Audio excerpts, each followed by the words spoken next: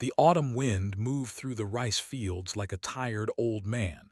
It was cold, and the sun was going down behind the mountains. T-Sun wiped the sweat from his face and looked at the sky. The harvest moon was coming up, big and orange, like a lantern hanging in the darkness. He was 42 years old, his back hurt. His hands were rough from years of working the soil, but he did not complain. This was his life. This was his land.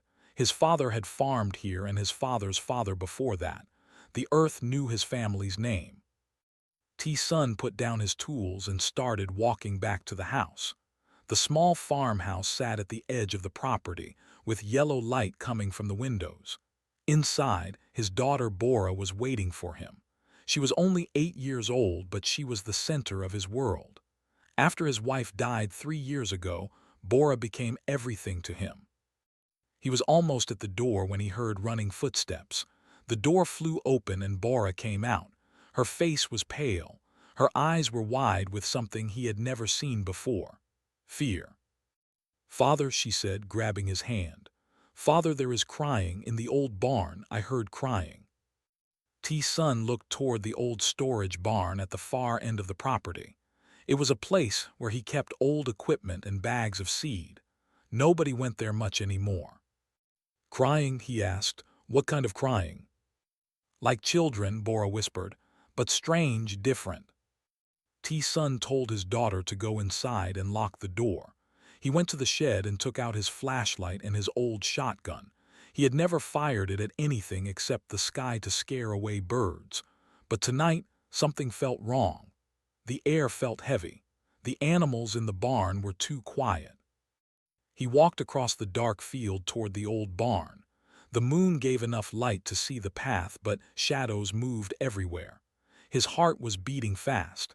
He was a simple farmer. He was not a brave man, but his daughter had heard something and he had to know what it was. The barn door was half open. It was never left open. T-Sun raised his flashlight and stepped inside. At first he saw nothing, just old machines covered in dust, bags of rice seed stacked against the wall, the smell of earth and old wood. Then his light found something in the corner. 2 small figures, children, but not like any children he had ever seen. Their skin was silver blue like the color of the moon reflected on water. Their eyes were large and dark, too big for their faces. They had no hair. Their ears were pointed slightly. They looked like something from the stories his grandmother used to tell, spirits, demons, creatures from another world. But they were crying, soft, broken sounds that needed no translation, the sound of fear, the sound of pain. T-Sun moved closer and his light showed him something that made his stomach turn. The children were bound. Strange glowing ropes were wrapped around their wrists and ankles. The ropes burned into their skin, leaving dark marks. Someone had tied them up and left them here, like garbage, like animals. The children saw him and screamed. They pushed themselves against the wall, trying to get away. Their dark eyes were full of terror. They expected him to hurt them. They expected death. T-Sun put down his shotgun. He put down his flashlight. He held up his empty hands. "It is okay," he said softly. "I will not hurt you. I will not hurt you." They did not understand his words, but maybe they understood his voice. Maybe they understood that his hands were open and his eyes were gentle. The screaming stopped. The crying became quieter. T-Sun moved slowly. He took out his farm knife.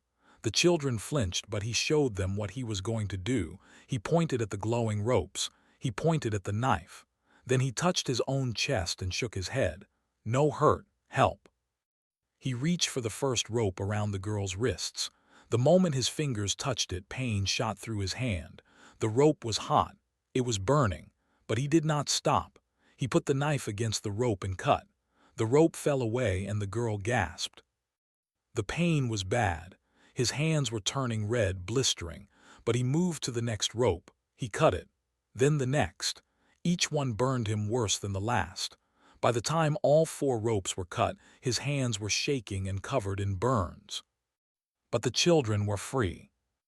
The boy tried to stand but fell. He was too weak. The girl could not move at all. T-Sun looked at them, these strange creatures from somewhere beyond the stars, and he saw only what mattered. Two children, hurt, alone, afraid. He picked them up, one in each arm. They weighed almost nothing, like birds. They were cold. They were shaking. The girl's head fell against his shoulder, and he felt her breath on his neck, still alive, still fighting. T-Sun carried them across the field toward his house. The moon watched him from above. The wind had stopped, as if the world itself was holding its breath. Bora opened the door before he reached it. Her eyes went wide when she saw what he was carrying. "Father," she breathed, "what are they?"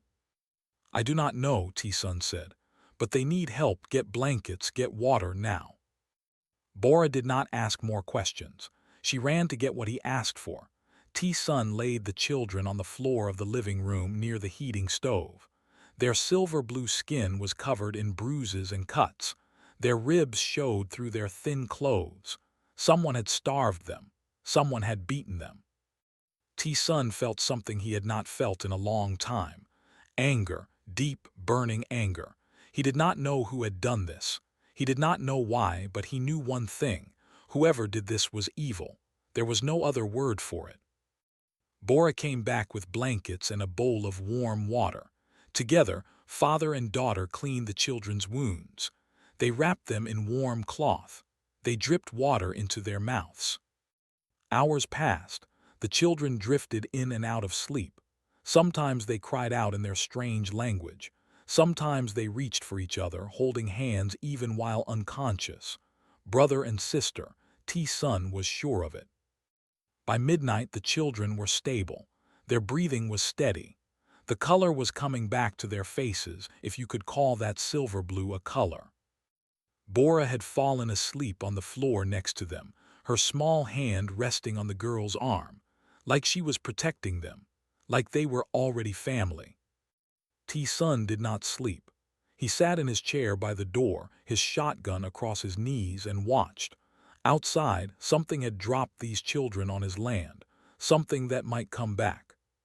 He looked at his burned hands. They hurt so much he wanted to scream, but he did not regret it. He would do it again, 100 times, 1,000 times. Because that was what fathers did. They protected children, all children, no matter where they came from, no matter what they looked like. The moon moved across the sky. The night grew deeper, and T-Sun waited, ready for whatever came next. The morning sun came through the window and fell on the two alien children. They were still sleeping, wrapped in thick blankets, their silver-blue faces peaceful for the first time. T-Sun had not slept at all. His eyes were red and tired, but he did not care. He watched them breathe in and out, and felt relief. They were alive. Bora woke up next to them, rubbing her eyes. She looked at the sleeping children and then at her father. "Are they going to be okay?" she asked. "I think so," T-Sun said. "We will take care of them." He went to the kitchen and made rice porridge. Simple food, easy to eat. When he came back, the children were awake. They had pushed themselves into the corner, holding each other, watching him with those big dark eyes, still afraid. T-Sun knelt down slowly. He put the bowl of porridge in front of them and stepped back. The girl looked at the food, then at him. She did not move. "It is food," he said gently. "Eat, please." The boy reached out first. His hand was shaking as he touched the bowl. He brought a small amount of porridge to his mouth. His eyes went wide. He made a sound, something like surprise, and then he ate more. The girl watched him, then started eating too. T-Sun smiled. It was probably the first warm meal they had eaten in a long time. The next few days were strange and difficult. The children did not speak Korean. They spoke a language that sounded like music, with high and low sounds that T-Sun could not understand. But slowly, they began to communicate in other ways. T-Sun pointed at things and said their names: rice, water, door, sky. The children listened carefully. The girl seemed to remember faster than the boy. She would repeat the words quietly, practicing. The boy was more interested in looking around, touching everything, trying to understand this new world. Bora became their guide. She did not care that they looked different. She did not ask questions about where they came from. She just wanted to play. She showed them her toys. She drew pictures with them. She taught them simple games like catching a ball. On the third day, T-Sun learned their names. The girl pointed at herself and said, Lyra. The boy did the same. Kale, brother and sister, just as he thought. Lyra was careful and watchful. She studied everything before she acted. She always looked for danger even when there was none. Kale was different. He smiled more easily. He laughed when Bora made funny faces. But sometimes, when he thought no one was looking, his eyes became sad and distant. T-Sun's burned hands were healing slowly. He wrapped them in cloth every day and tried not to use them too much. But there was work to do on the farm. Rice did not harvest itself. He was surprised when Lyra and Kale followed him outside on the fourth morning. They stood at the edge of the field watching him work. He did not ask them to help. He did not expect anything from them. But after a while, Lyra walked over and picked up some fallen rice stalks. She looked at him, asking with her eyes if this was right. T-Sun nodded and smiled. Yes, good, thank you. From that day, the children helped on the farm. Not because he asked them to, but because they wanted to. T-Sun understood why. Work gave them something to do. It made them feel useful. It helped them forget, at least for a little while. He taught them how to feed the chickens. Kale loved this job. He would laugh as the chickens ran around his feet, fighting for food. Bora showed Lyra how to collect eggs, and soon Lyra was doing it every morning, walking carefully so she did not break them. In the evenings, they all sat together for dinner. T-Sun cooked simple food, rice, vegetables from the garden, sometimes fish. The children ate everything. They had been hungry for so long that food was still a wonder to them.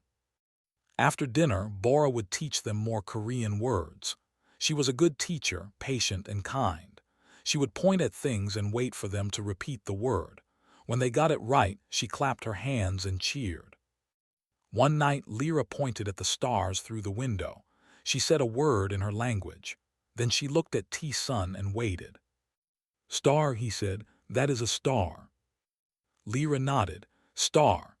Then she said another word in her language and pointed at the farmhouse around them.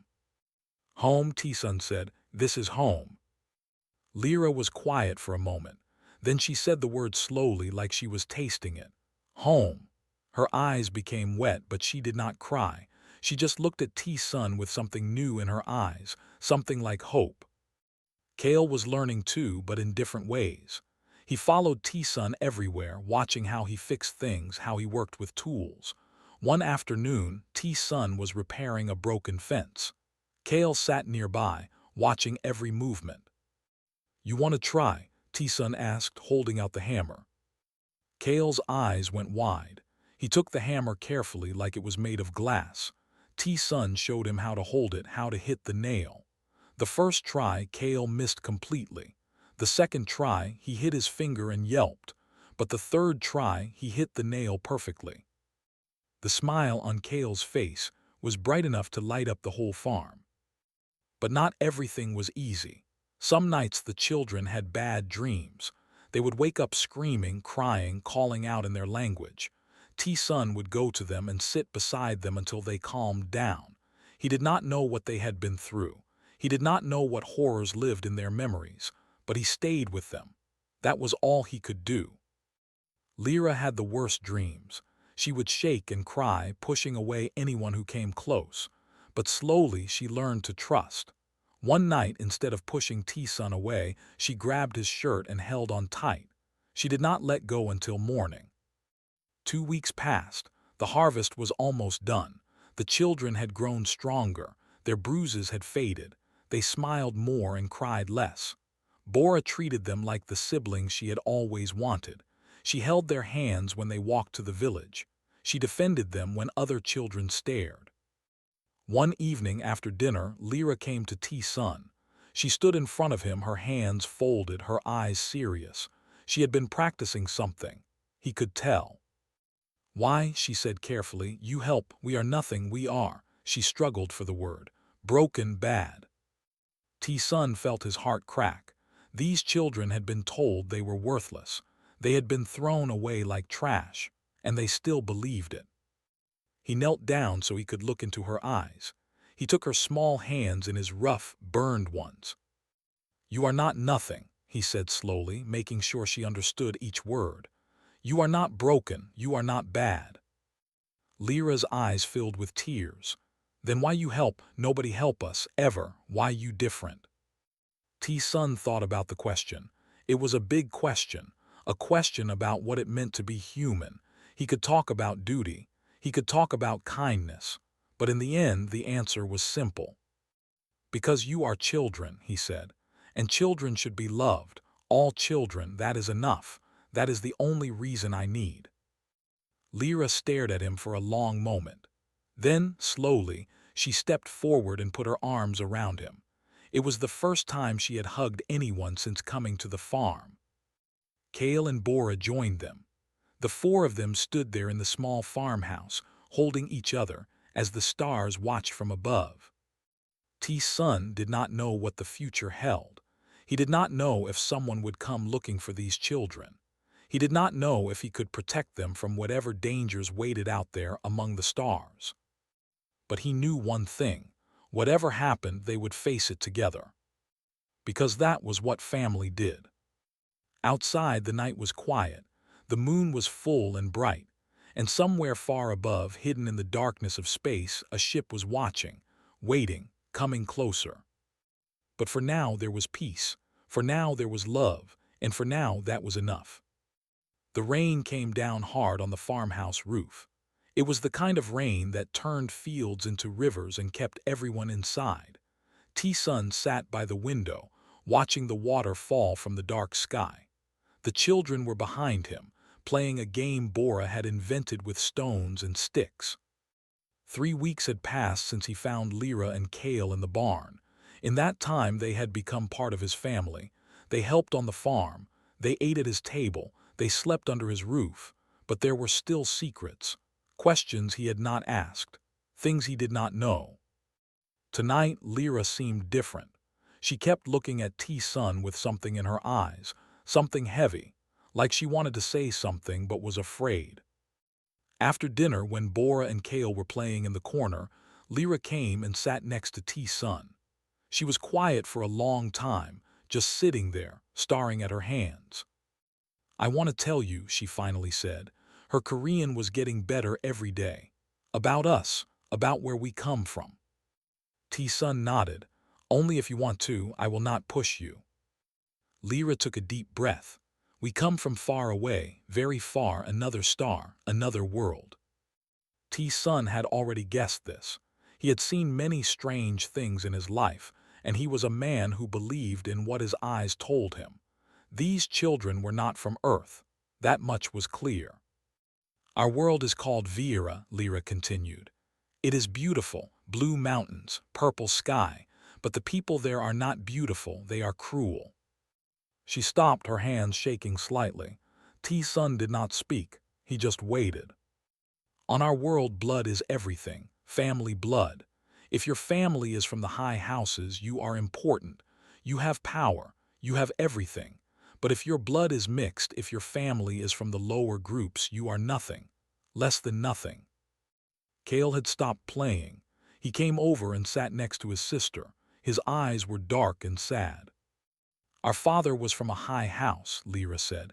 "He was powerful, rich, but he fell in love with our mother. She was from a low group, the lowest. When he married her, his family was angry. They said he had made the blood dirty. They threw him out." "We were born in hiding," Kale added quietly. "Father protected us. Mother loved us. We were happy for a little while." Lyra's voice became smaller. "Then Mother got sick. There was medicine that could save her, but because of her blood, no hospital would help her. They said she was not worth saving. She died in Father's arms." T-Sun felt cold anger building inside him. What kind of world let a mother die because of her family name? What kind of people thought blood made someone worth more or less? After Mother died, Father changed, Lyra continued. He was sad, so sad, he stopped eating, stopped sleeping. One day he just stopped. He died of sadness, Kale whispered. That is what we believe. The room was very quiet. Even Bora had stopped moving, listening from her corner with wide eyes. When our parents were gone, we had no one, Lyra said. Father's family did not want us. We had mixed blood. We were ashamed to them, so they gave us to the Order. The Order? T-Sun asked. Lyra's face became hard. The Order of Silence. They are the ones who clean the bloodlines. When there are children like us, mixed children, impure children, the Order takes them, and they make them disappear. T-Sun understood now.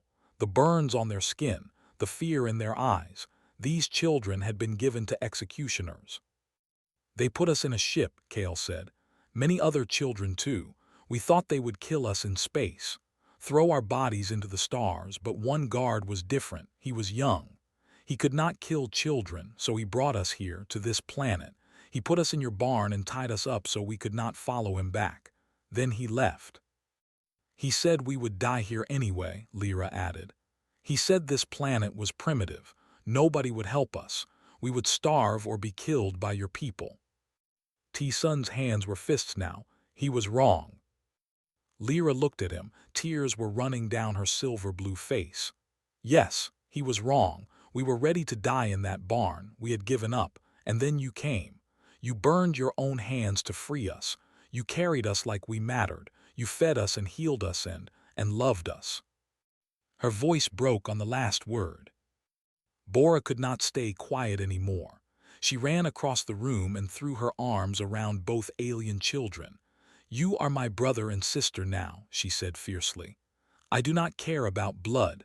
I do not care about your old world. This is your home. Father and me, we are your family. Kale was crying now too.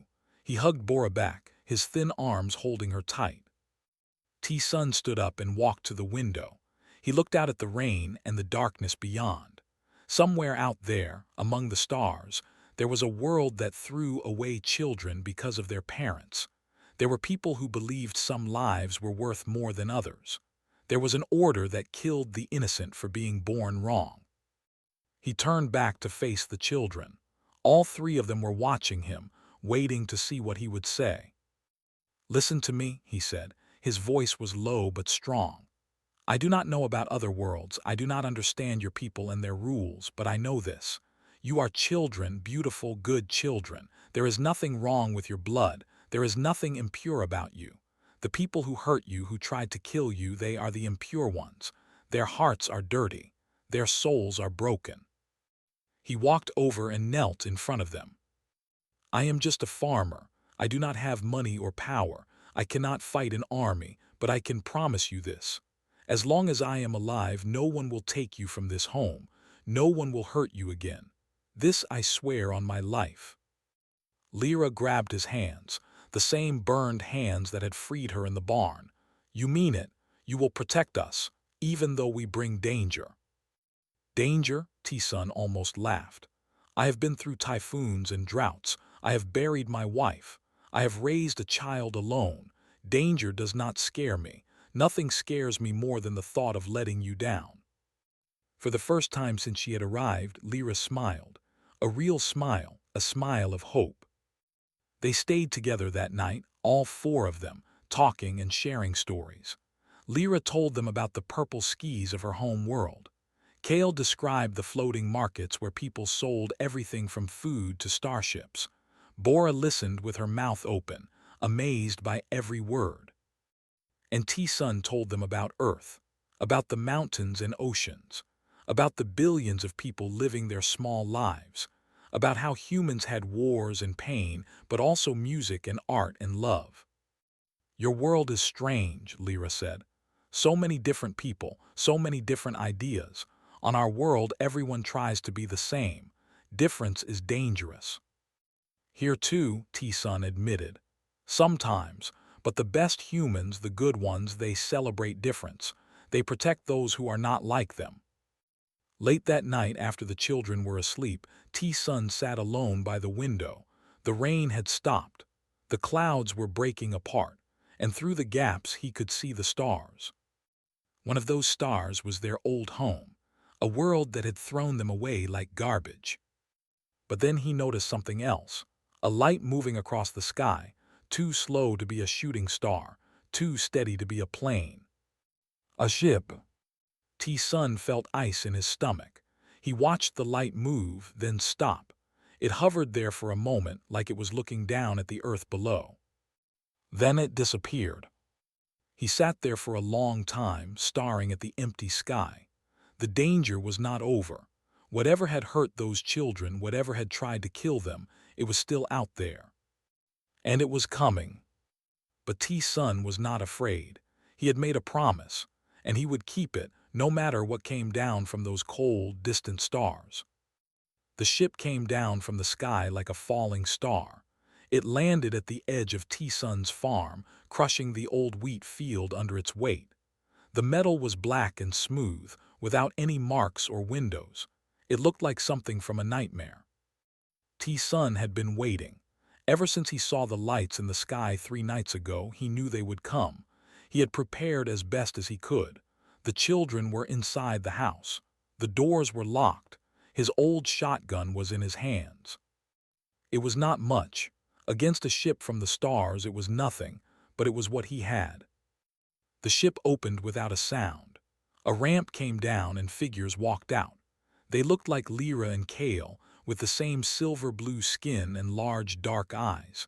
But they were adults, tall and cold, wearing black uniforms that covered them from neck to foot. There were 6 of them, 5 soldiers and 1 commander. The commander walked forward. He was older than the others, with thin lines on his face and eyes that showed no feeling. He looked at the farmhouse, then at T-Sun standing on the porch with his useless weapon. "Human," the commander said. His voice was smooth, almost musical, but there was no warmth in it. "I am Commander Voss of the Order of Silence. I am here for the contaminated ones. Give them to me and you will not be harmed." T-Sun did not move. His heart was beating so fast he could hear it in his ears, but his hands were steady. His voice was calm. "There are no contaminated ones here, only children." Voss smiled. It was a terrible smile, like a snake opening its mouth. "You misunderstand. Those creatures are property of the Varan state. They were marked for termination. They escaped. I am here to complete the process." "Termination," T-Sun repeated. "You mean murder. You want to murder children." "I want to clean the bloodlines, to protect my people from impurity. This is not murder. It is necessity." Inside the house, T-Sun could hear Bora crying. He could hear Lyra trying to calm her.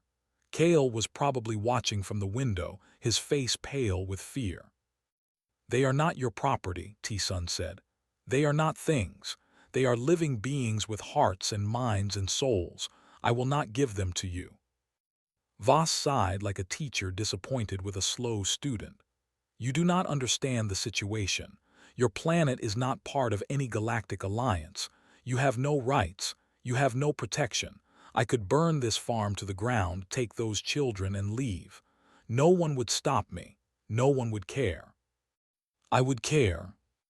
"You," Voss laughed. It was not a pleasant sound. "A single primitive human with a chemical weapon. You cannot be serious."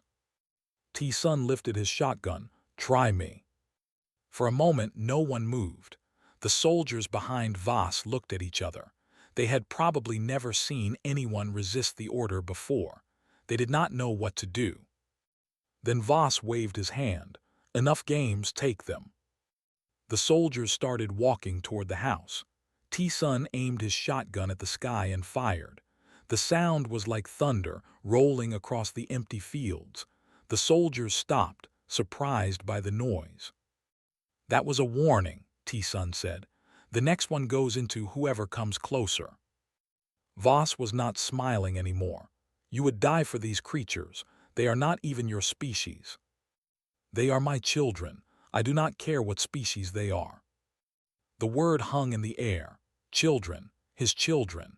It was the first time T-Sun had said it out loud, but he knew it was true. From the moment he had carried them across that dark field, they had been his. Voss stared at him. There was something in his eyes now, not anger, not fear, confusion, like he was looking at something he could not understand. "Commander," one of the soldiers said, "there are others coming." T-Sun looked down the road. Lights were moving toward the farm, cars and trucks coming fast. He had not called anyone. He did not even know the neighbors knew what was happening. The first truck stopped and old Grandma Yun climbed out. She was 78 years old with a bent back and white hair. She walked with a cane, but her eyes were sharp as knives. "T-Sun," she called out. "The park boy came running to the village, said there was a strange ship on your land, said you might be in trouble." More cars arrived. The Park family, the Kims from the fish shop, Deho the mechanic holding a wrench as big as his arm, more and more people climbing out of their vehicles walking toward the farm. They saw the ship, they saw the soldiers, they saw T-Sun standing alone on his porch with his shotgun, and they understood. "What is happening here?" Grandma Yun demanded, walking right up to Commander Voss without any fear. "Who are you? Why are you on this man's land?" Voss looked at the growing crowd of humans.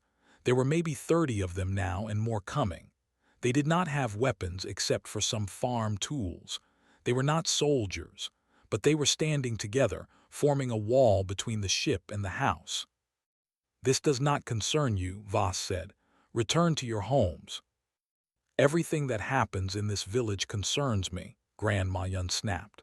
"I have lived here for almost 80 years. I knew T-Sun's grandfather. I held T-Sun when he was a baby. If you have business with him, you have business with all of us." Deho stepped forward, slapping the wrench against his palm.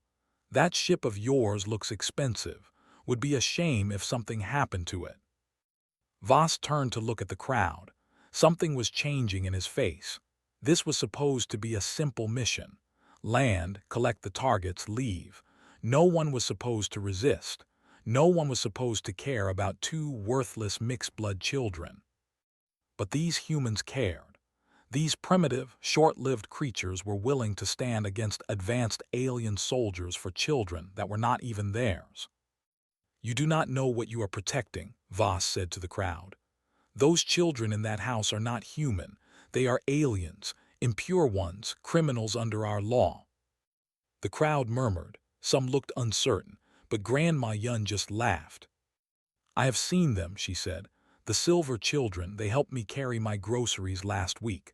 The girl has the sweetest smile. The boy loves my rice cakes."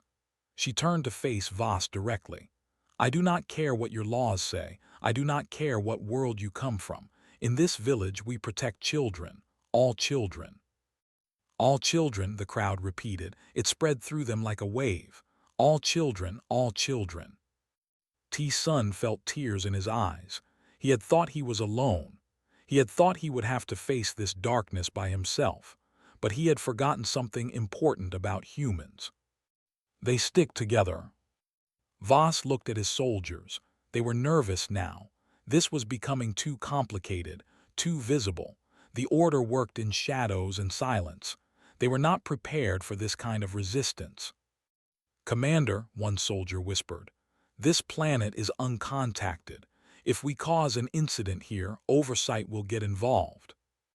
Voss's jaw tightened. He stared at T-Sun with pure hatred. "This is not over, human. The order does not forget. We will return." "Then you know where to find me," T-Sun said. "I will be right here, on my land, with my family." Voss turned and walked back to his ship. His soldiers followed. The ramp closed behind them and the ship rose into the air. In seconds it was gone, swallowed by the night sky. For a long moment, no one moved. Then Grandma Yun walked up to T-Sun's porch and put her wrinkled hand on his arm. "You are a good man," she said. "Your father would be proud." The door behind them opened. Lyra and Kale stepped out, holding Bora's hands. Their eyes were wet, but they were not afraid anymore. They looked at the crowd of humans who had come to protect them, strangers who had risked everything for children they barely knew. Lyra bowed deeply, the way she had seen T-Sun bow to his elders. "Thank you," she said. "Thank you all." D-Ho scratched his head. "Well, this is going to make the village meetings a lot more interesting." And just like that, the tension broke. People laughed. Someone offered to bring food. Someone else started asking questions about the ship. It was not over. T-Sun knew that. Voss would return. The Order would not give up. But tonight they had won. Tonight they had shown that humans, for all their weakness, could stand against anything, as long as they stood together. The night after Voss left, no one slept. The village people stayed at T-Sun's farm, talking, watching the sky, making plans. Some brought food. Others brought blankets. Grandma Yun made tea and handed it to everyone with shaking hands that had nothing to do with her age. They were afraid. They had seen something tonight that changed everything. They were not alone in the universe, and the universe was not always kind. But they did not run, they stayed. As the sun started to rise, painting the sky orange and pink, another light appeared. Not from the ground, from above. A second ship was coming down. Everyone froze. T-Sun grabbed his shotgun again, though he knew it would be useless. The village people gathered behind him. Lyra and Kale held each other, their faces pale. The new ship was different from Voss's black vessel. This one was white and gold, with smooth curves that caught the morning light like water. It landed gently, barely touching the grass. A door opened, and a single figure walked out. This alien was tall and thin, with gray skin and large golden eyes. It wore a simple white robe. There were no weapons, no soldiers, just one being walking slowly toward the crowd of frightened humans. "Please," the alien said. Its voice was soft and calm. "I mean no harm. I am Arbiter Tal, representative of the Galactic Oversight Council. I am here because of what happened last night." T-Sun stepped forward, keeping himself between the alien and his family. "How do you know what happened last night?" "The Order's ship was detected in uncontacted space. This is against galactic law. When we investigated, we found reports of a standoff. I came as quickly as I could." Grandma Yun pushed past T-Sun. She was too old and too tired to be afraid anymore. "What do you want?" Tal looked at her with something like respect. "I want to understand, and perhaps to help." The Arbiter turned to face the whole crowd. "May I speak with the ones called Lyra and Kale, and with the human who protects them?" T-Sun looked back at the children. Lyra met his eyes and nodded slowly. She was done hiding. They gathered in front of the farmhouse. T-Sun stood with Lyra and Kale on either side of him. Bora held onto his leg, refusing to leave. The village people stood behind them, a wall of ordinary humans facing something beyond their understanding. Tal studied them for a long moment. Then the Arbiter spoke. "I have read the Order's records. These children were marked for termination under Varan blood purity laws. A guard abandoned them here instead of completing the execution. Legally, under Varan law, they are still criminals." The crowd stirred angrily. D-Ho gripped his wrench tighter. "However," Tal continued, raising a hand, "Earth is uncontacted territory. The Varan Order had no right to enter this space. Their mission was illegal from the start." "So what happens now?" T-Sun asked. "That depends on you." Tal turned to face him directly. "Under oversight law, there is something called the claimed bond principle. When a being from one world claims another as family and both parties agree, the bond is recognized across all galactic jurisdictions. It is old law, rarely used, but it is still valid." Lyra's eyes went wide. "You mean he could truly claim us as his own?" "If he wishes, and if you wish." Tal looked at T-Sun. "But you should understand what this means. If you claim these children, they become your legal responsibility. You would be binding yourself to them forever, and you would be making enemies of the Order. They do not forgive. They do not forget." T-Sun laughed. It surprised everyone, including himself. Enemies? I have already made enemies of them. They have already promised to return. He looked down at Lyra and Kale, these strange, beautiful children who had changed his life forever. I did not save them for legal reasons. I did not save them because of some galactic principle. I saved them because they were crying in my barn, because they were hurt and alone. Because when I looked at them, all I saw were children who needed help. He knelt down so he was at their level. His burned hands took theirs. I do not care about blood. I do not care about species. I held you when you had nightmares. I taught you to plant seeds. I watched you laugh with my daughter. You are mine. You have been mine since the moment I carried you across that field. Tears were falling down Lyra's face. Kale was shaking, holding onto T-Sun's hand like it was the only real thing in the world. Tal watched all of this with those golden eyes. Then the Arbiter turned to the children. Lyra, Kale, I must ask you directly. Do you accept this human as your guardian? Do you recognize him as your family? Lyra stepped forward. She had practiced this in her heart for weeks. She had been waiting for someone to ask. He is our father, she said. Her voice was strong and clear. He found us dying in darkness and carried us into light. He burned his hands to free us. He stood alone against warships to protect us. There is no one in any star system who has loved us more. Kale nodded, too emotional to speak, but his hand in T-Sun's hand said everything. Tal was quiet for a long moment. Then the Arbiter smiled. It was small but real. Then it is done. Under oversight law, I recognize the claimed bond between T-Sun of Earth and the children Lyra and Kale of Viera. From this moment, they are Earth residents under human protection. Any action against them will be considered an action against a protected species on uncontacted territory. The crowd erupted in cheers. Grandma Yun was crying openly, dabbing at her eyes with her sleeve. Di-Ho was pumping his fist in the air. Bora was jumping up and down, shouting brother, sister, over and over again. But T-Sun just held his children close, feeling their hearts beat against his. Tal approached them one last time. Commander Voss will not be happy. He will look for ways around this ruling. You should be careful. I am always careful, T-Sun said, but I am not afraid. Tal studied him with those ancient golden eyes. You are a strange species, fragile, short-lived. You have no advanced technology, no space travel, no galactic influence. And yet you stand against the order without hesitation. You risk everything for children who are not your own blood. I have been an arbiter for 300 years. I have never seen anything quite like it. We call it being human, T-Sun said simply. Tal nodded slowly.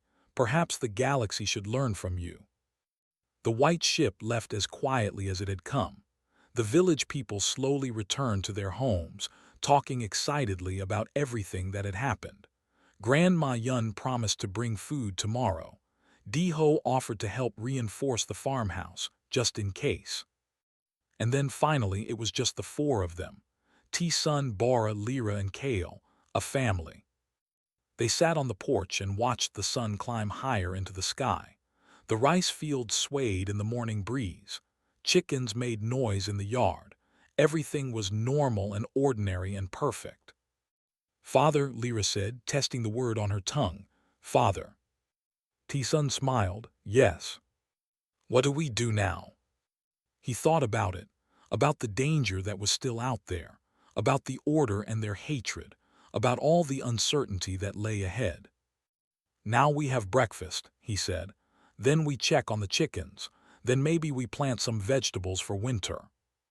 Lyra laughed. It was a wonderful sound. That is all. That is everything, T-Sun said. That is life. We wake up, we work, we eat. We love each other. We do it again the next day. That is what it means to be family. Kale leaned against him, tired but happy. I like that very much. 1 year later, the farm was bigger, not in size but in spirit. Lyra and Kale went to school with Bora. At first, the other children were curious and sometimes cruel, But Bora defended them fiercely, and soon they had friends. Real friends, human friends. T-Sun still applied burn cream to his hands every morning. The scars would never fully heal, but every time he looked at them, he remembered what they meant, what he had been willing to sacrifice, what he had gained in return. Sometimes, late at night, he would catch Lyra looking at the stars. There was something sad in her eyes, but also something hopeful. "Do you miss it?" he asked her once. "Your old world?" Lyra shook her head. "I miss what it could have been, but not what it was." She looked at him and smiled. "This is my home now. You are my home." Far across the galaxy, a report circulated among alien species. It was written by a traveling anthropologist who had visited Earth and witnessed something remarkable. The report ended with these words: "Do not underestimate humans. They are fragile, short-lived, and technologically inferior. They fight among themselves constantly. They are messy and emotional and illogical, but they will burn their own hands to free a stranger's child. They will stand alone against warships for someone they just met. They will adopt children from across the stars and call them their own. There is no logic to it, no calculation, no benefit, only something they call love.